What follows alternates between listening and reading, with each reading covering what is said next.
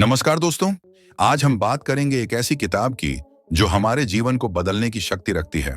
The four agreements के लेखक don Miguel रॉयज हमें 4 समझौते सिखाते हैं जो हमें सच्चा सुख और शांति दिला सकते हैं। इस वीडियो को अंत तक देखें ताकि आप इन समझौतों को अपने जीवन में अपनाकर सकारात्मक बदलाव महसूस कर सकें।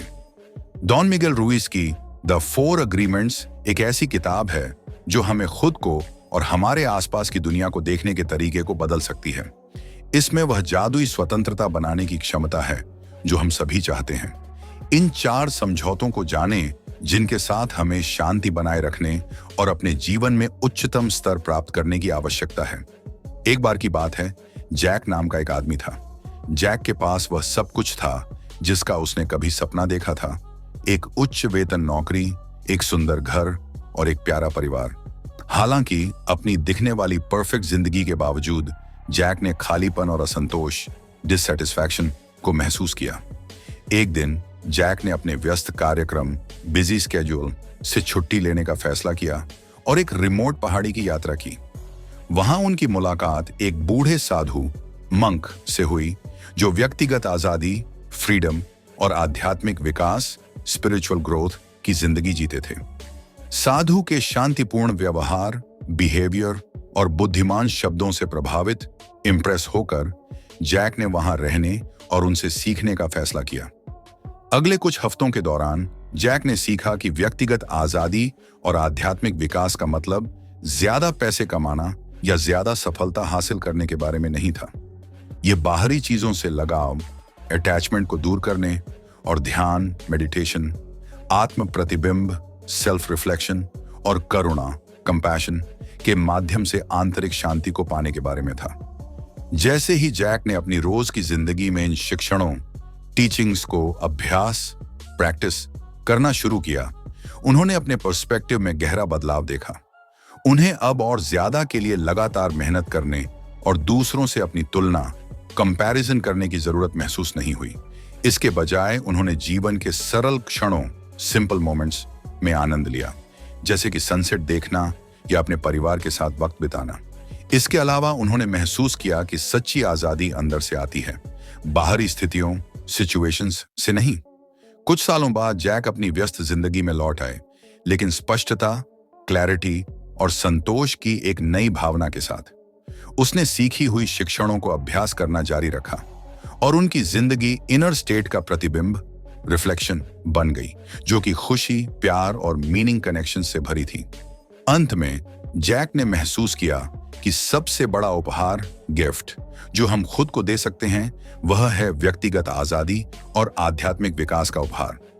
जब हम खुद को अपनी अहंकार, ईगो की सीमाओं से आजाद करते हैं और अपने सच्चे प्रकृति से जुड़ते हैं, तो हम शांति, पूर्ति, फुलफिलमेंट और आनंद के जीवन का अनुभव, एक्सपीरियंस कर सकते हैं। परिचय अब यह सब हम अपनी जिंदगी में कैसे अनुभव कर सकते हैं, इसलिए आज हम बहुत ही अद्भुत, अमेजिंग किताब के बारे में बात करने वाले हैं, द 4 एग्रीमेंट्स, जिसे डॉन मिगेल रुइस ने लिखा है। इस किताब को भारत में वाव पब्लिशिंग ने पब्लिश किया है, जो दुनिया की श्रेष्ठ किताबों को बहुत सी भारतीय भाषाओं, इंडियन लैंग्वेज में अनुवाद, ट्रांसलेट करके प्रकाशित करते हैं। इस किताब में हम ऐसे 4 समझौते, एग्रीमेंट्स के बारे में समझेंगे जो शक्तिशाली आदतों को बनाने में मदद करते हैं। ये 4 समझौते हमारे जीवन को आजादी, सच्ची खुशी और प्यार के एक नए अनुभव में तेजी से बदल सकते हैं। किताब से हमें अपने दिमाग और जिंदगी पर ज्यादा नियंत्रण पाने में मदद मिलेगी। किताब की मदद से हम सभी को दुनिया की बनाई गई उन स्वयं सीमित, सेल्फ लिमिटिंग मान्यताओं, बिलीफ्स से निपटने में मदद मिलेगी, जिसने हमारी खुशी और खुद से प्यार करने की इच्छाओं को खत्म कर दिया है।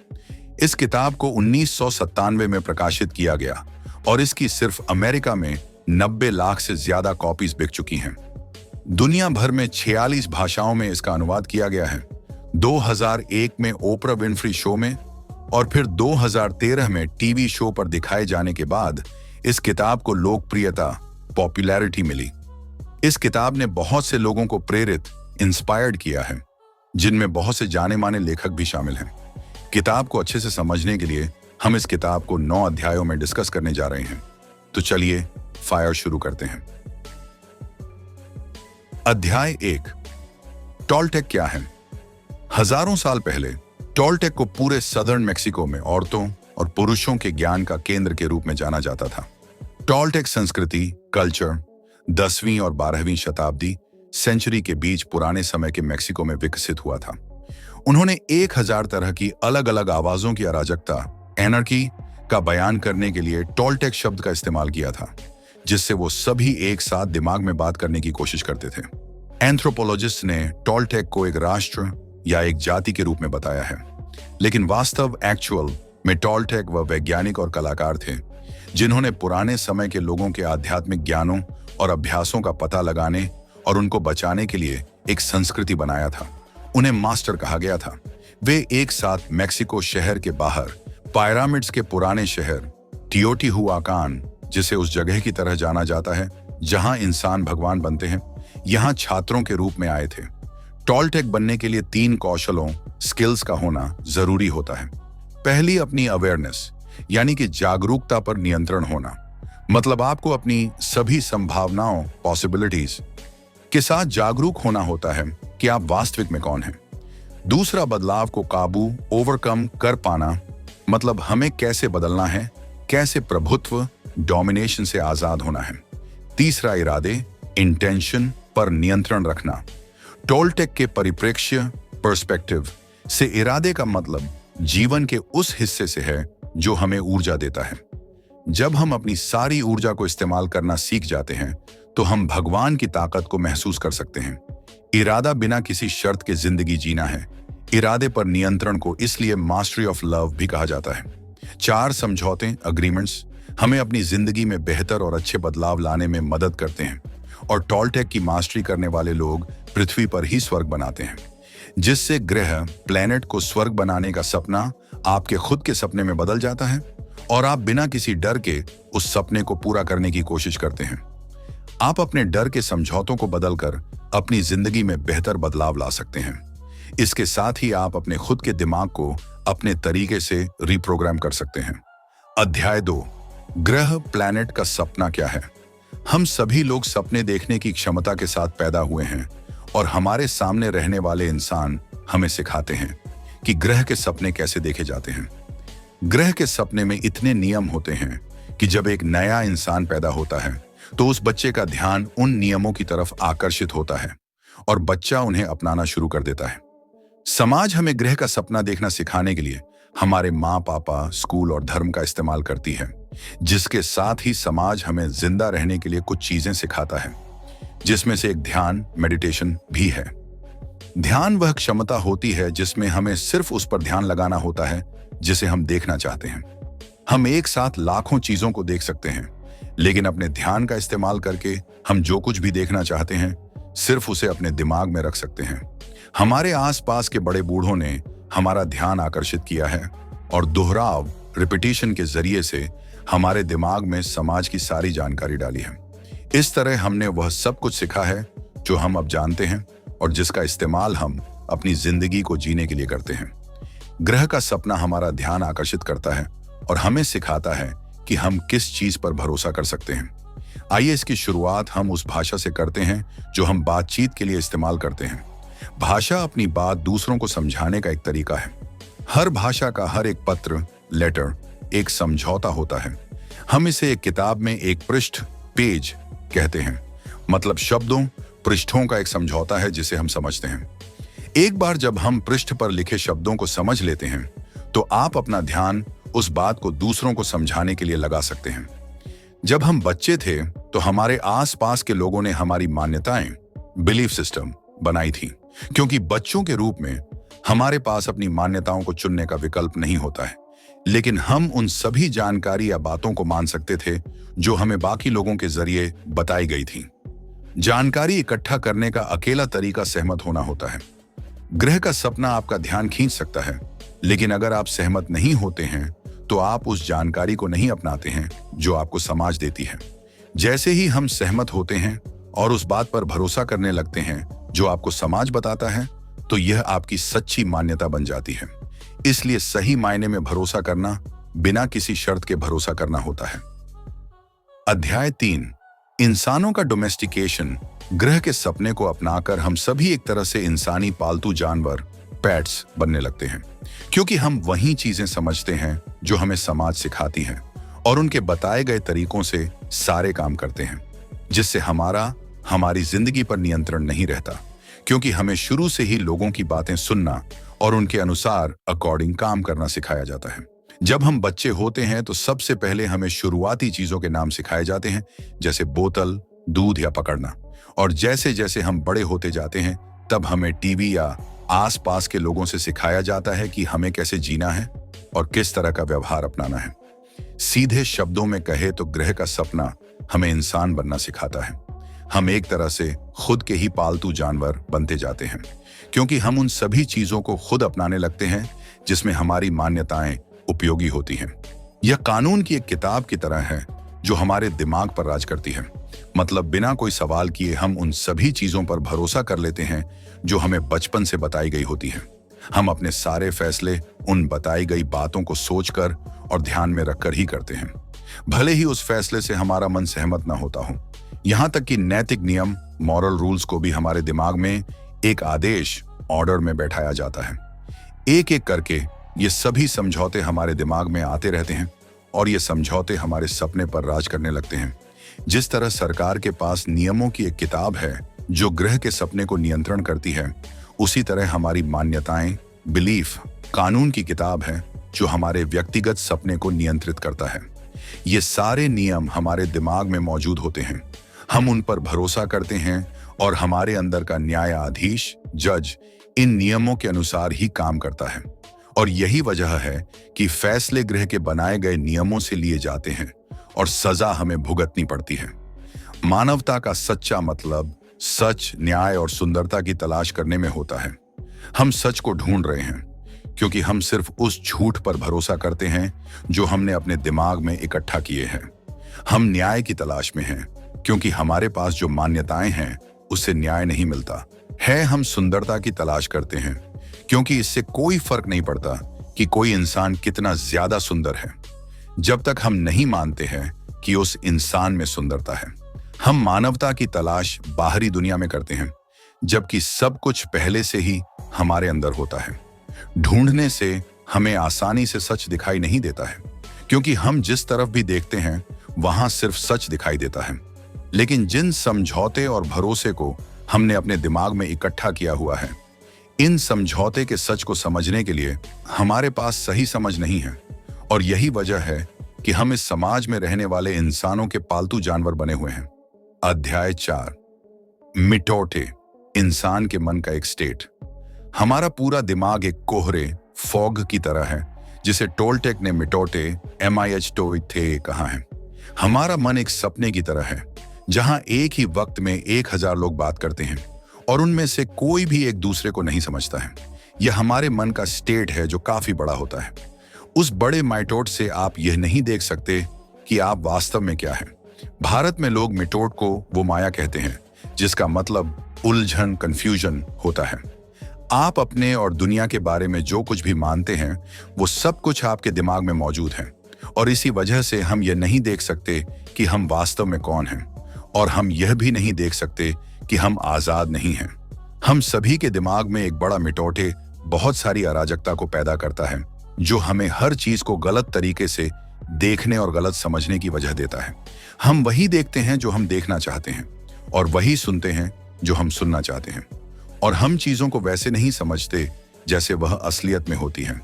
उदाहरण के लिए ऐसा समझें कि आपका मन एक कंप्यूटर है और अपनी बात की तुलना कंप्यूटर के उस वायरस से करे जिससे कंप्यूटर को नुकसान होता है, क्योंकि कंप्यूटर और हमारा मन उन गलत जानकारियों को इकट्ठा कर रहा होता है जो हमारी दिमागी सेहत के लिए नुकसानदायक होता है। गलत जानकारी का एक छोटा सा टुकड़ा लोगों के बीच बात करने के तरीके को खराब कर सकता है। जैसे कि अगर हम किसी को गलत जानकारी देते हैं तो वो लोग उन गलत जानकारी के अनुसार ही काम करते हैं जो उनके लिए बहुत गलत हो सकता है। कल्पना कीजिए कि हर बार जब दूसरे लोग आपसे बात करते हैं तो वे आपके दिमाग में एक कंप्यूटर वायरस डाल देते हैं जिससे आप हर बार थोड़ा कम सही तरह से सोचने लगते हैं। फिर कल्पना कीजिए कि अपनी उलझन, कंफ्यूजन को दूर करने या कुछ राहत पाने के लिए आप किसी और से बात करते हैं और इस वायरस को उन लोगों तक फैला देते हैं। अब कल्पना कीजिए कि यह पैटर्न पृथ्वी पर सभी इंसानों के बीच कभी न खत्म होने वाली जंजीर चेन की तरह चल रहा है, और आखिर में वही दुनिया बचेगी जो सिर्फ गलत जानकारी के जरिए से बनी हुई है। यह गलत जानकारी एक तरह का जहरीला वायरस है जिसे टॉलटेक ने मिटोटे कहा है। इस तरह की गलत जानकारी से बचने के लिए खुद से ये 4 समझौते करें। अध्याय 5। पहला समझौता, अपने शब्दों के साथ बेदाग फ्लॉलेस बने। पहला समझौता सबसे जरूरी है और यह करने के लिए सबसे मुश्किल भी है। यह इतना जरूरी है कि सिर्फ इस पहले समझौते से आप अस्तित्व एग्जिस्टेंस के उस स्तर लेवल तक पहुंच सकते हैं जिसे लेखक धरती पर स्वर्ग कहते हैं। पहला समझौता है अपने शब्दों के साथ बेदाग बनना। शब्द जितना हम समझते हैं उससे कहीं ज्यादा शक्तिशाली होते हैं। वे स्तर, अवधारणाओं, कॉन्सेप्ट्स, रिश्तों और भरोसे को बनाने के लिए सबसे जरूरी होते हैं। आपको नुकसान पहुंचाने वाले उलझन को पैदा करने से बचने के लिए अपने आप पर या दूसरों पर उस उलझन का इस्तेमाल करते समय बहुत ज्यादा सावधान रहें। सिर्फ वही बातें कहने की आदत डालें जो आप अपने भले के लिए कहते हैं, और अगर जब किसी भी तरह का शक हो, मतलब आपको कोई बात किसी भी तरह से गलत लगे, तो उस बात को किसी से भी ना कहें। अगर आप आजाद होना चाहते हैं, खुश रहना चाहते हैं, और अगर आप अस्तित्व के स्तर मतलब नर्क को पार करना चाहते हैं, तो अपने आप से यह पहला समझौता जरूर करें। अपने शब्दों के जरिए से आप अपनी रचनात्मक शक्ति, क्रिएटिव पावर को सबके सामने व्यक्त एक्सप्रेस करते हैं। शब्दों के जरिए ही आप सब कुछ बताते हैं। आप चाहे जो भी भाषा बोलते हो, आपका इरादा शब्द के जरिए से ही जाहिर होता है। आप जो सपने देखते हैं, जो आप महसूस करते हैं और जो आप वास्तविक में हैं, वह सब कुछ आपके शब्दों के जरिए से ही जाहिर होता है। इसलिए ध्यान रखें कि आप बोलते वक्त किस तरह के शब्दों का इस्तेमाल करते हैं। अपने शब्दों के साथ बेदाग होने से आप अपनी ऊर्जा का सही इस्तेमाल कर सकते हैं। मतलब आप अपनी ऊर्जा का इस्तेमाल सच की दिशा में और अपने आप से प्यार करने के लिए कर सकते हैं। अगर आप अपने शब्दों के साथ बेदाग होने का समझौता करते हैं, तो बस उस इरादे से आप सच्चाई को हासिल कर सकते हैं। ध्यान रखें, सिर्फ सच ही हमें आजाद कर सकता है। आप अपने शब्दों की गलती को अपने खुद से प्यार करने के स्तर के जरिए से मेजर सकते हैं। आप अपने आप से कितना प्यार करते हैं और आप अपने बारे में कैसा महसूस करते हैं, यह सीधे आपके शब्दों की गुणवत्ता, क्वालिटी और एकता, वननेस से जुड़ा होता है। जब आप अपने शब्दों में कोई भी गलती नहीं करते हैं, तो आप अच्छा महसूस करते हैं और इसी तरह आप खुशी और शांति महसूस करने लगते हैं। इसलिए आज ही अपने शब्दों के साथ बेदाग होने का समझौता करें। अध्याय 6। दूसरा समझौता, कुछ व्यक्तिगत पर्सनली ना लें। अगले 3 समझौते वास्तविक में पहले समझौते से सृजन क्रिएट हुए हैं। दूसरे समझौते को करने के लिए खुद से किए गए पहले समझौते को याद रखिए और उन्हें अपनी जिंदगी में हमेशा के लिए अपनाएं। अगर आप पहले 2 समझौते का अभ्यास करते हैं, तो आप 75% उन छोटे समझौते को आसानी से कर सकते हैं जो आपको धरती पर मौजूद नरक में फंसा कर रखते हैं। अगर आप इस दूसरे समझौते को एक आदत बना सकते हैं, तो आप पाएंगे कि कुछ भी आपको वापस नरक में नहीं डाल सकता। जब आप व्यक्तिगत रूप से कुछ भी नहीं लेते हैं, तो आपके पास बड़ी आजादी होती है। आप इसे व्यक्तिगत रूप से लेते हैं क्योंकि जो कुछ भी आपसे कहा गया था, आप उससे सहमत होते हैं। जैसे ही आप उन बातों की मंजूरी देते हैं, तो आप नर्क के सपने में फंस जाते हैं। जिस चीज की वजह से आप फंसते हैं, उसे लेखक व्यक्तिगत महत्व, पर्सनल इंपॉर्टेंस कहते हैं। व्यक्तिगत महत्व या चीजों को व्यक्तिगत रूप से लेना आपको स्वार्थी, सेल्फिश और लालची बनाता है, क्योंकि हम यह मान्यता बनाते हैं कि सब कुछ हमारे खुद के बारे में है। हमारी पढ़ाई के वक्त के दौरान या जब हमारे पास पालतू जानवर होते हैं, उसके दौरान हम सब कुछ व्यक्तिगत रूप से लेना सीखते हैं। हमें लगता है कि हम हर चीज के लिए खुद जिम्मेदार होते हैं।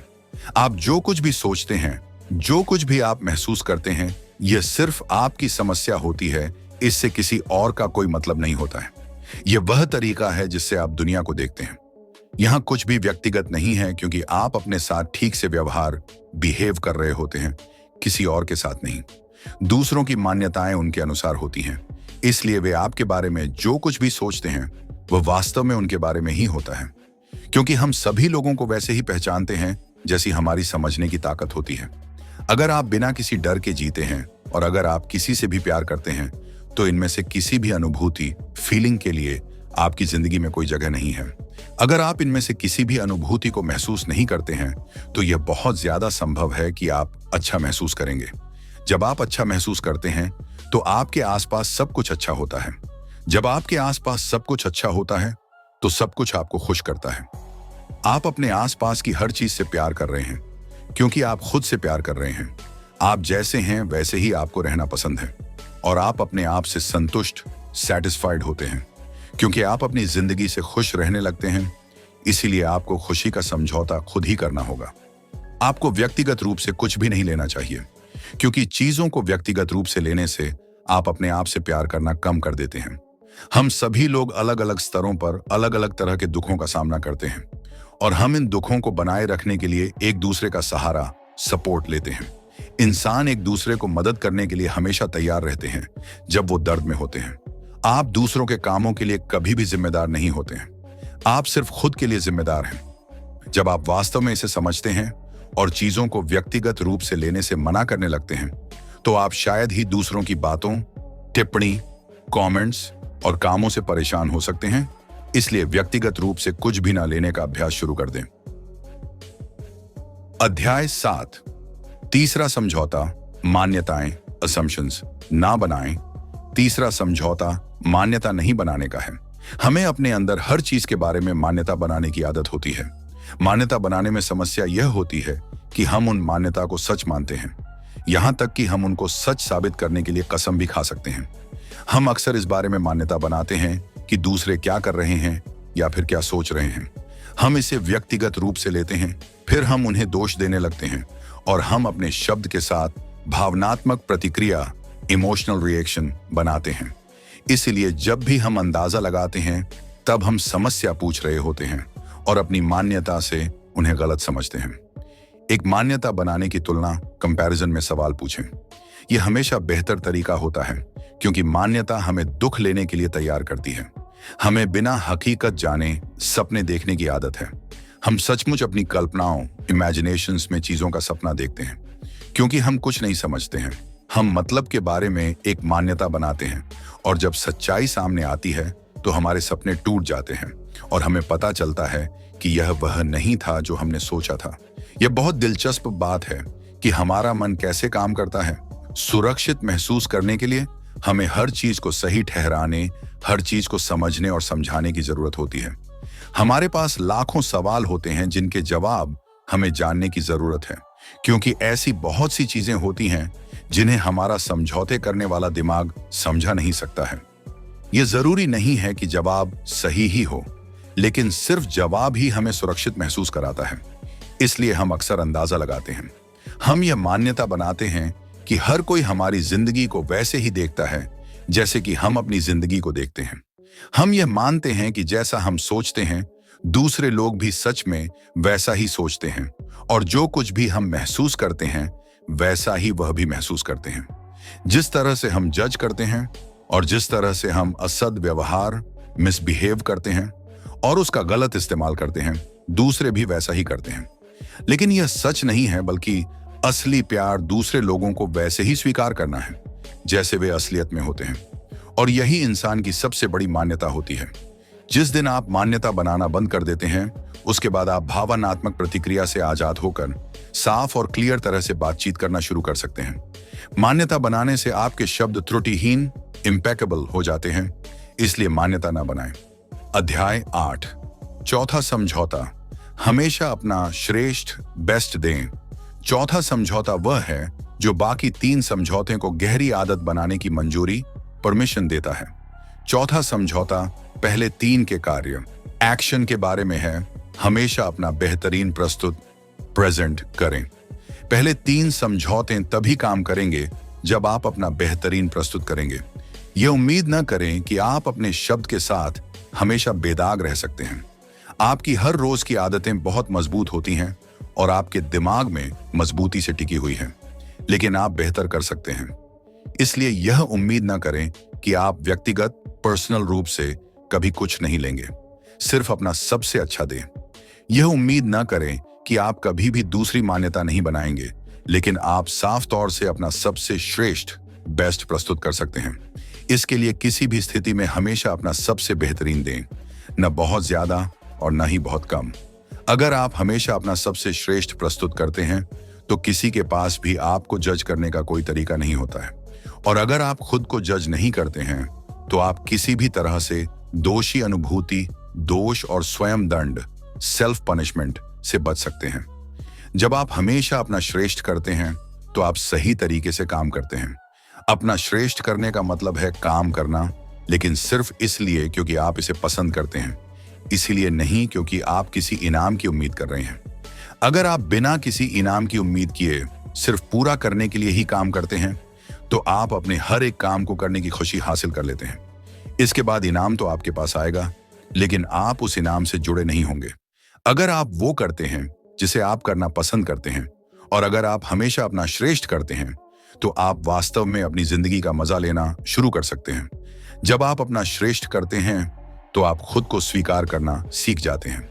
अगर आप अपना श्रेष्ठ बार बार देते हैं तो आप बदलाव करने के मास्टर बन सकते हैं। यह आपको अपनी जिंदगी को सही ढंग से चलाने में मदद करता है, क्योंकि आपने जो कुछ भी सीखा होता है उसे आपने बार बार दोहरा कर सीखा होता है। यह आपके लिए एक अच्छी आदत की तरह होगा जिसे आपको महीनों की कड़ी मेहनत से हासिल करना होता है। अध्याय 9, एक नया सपना। जब आप खुद से 4 समझौते कर लेते हैं तो एक नया सपना बनाना शुरू करें, और यह आपके लिए संभव होता है। लेखक कहते हैं मोसेस ने इसे प्रॉमिस लैंड कहा है, बुद्ध ने इसे निर्वाणा कहा, जीसस ने इसे स्वर्ग कहा और टोल्टेक ने इसे एक नया सपना कहा है। 4 समझौते को अपनाने के लिए एक बहुत मजबूत इच्छा शक्ति रखें और इन समझौते के साथ अपनी जिंदगी को जीना शुरू करें। ऐसा करके आप धरती के स्वर्ग को हासिल कर सकते हैं। इसके साथ ही इन 4 समझौते की इज्जत करें। इससे आप समाज के सपने से दूर होकर अपना सपना जी सकते हैं, जिससे आपको जो चाहिए वह आसानी से आपके पास आ जाता है, क्योंकि आत्मा आपके जरिए से आजाद होकर चलने लगती है और आखिर में आजादी हासिल कर सकते हैं। इसके साथ ही सबको प्यार की आंखों से देखें।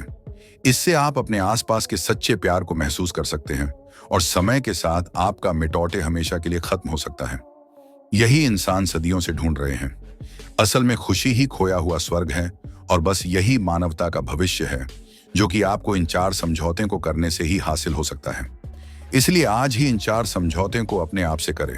निष्कर्ष तो दोस्तों, इस किताब से हमने उन 4 समझौते के बारे में जाना जो हमारी जिंदगी में बड़ा बदलाव ला सकते हैं और हमें मानवता के सच्चे रास्ते तक पहुंचा सकते हैं।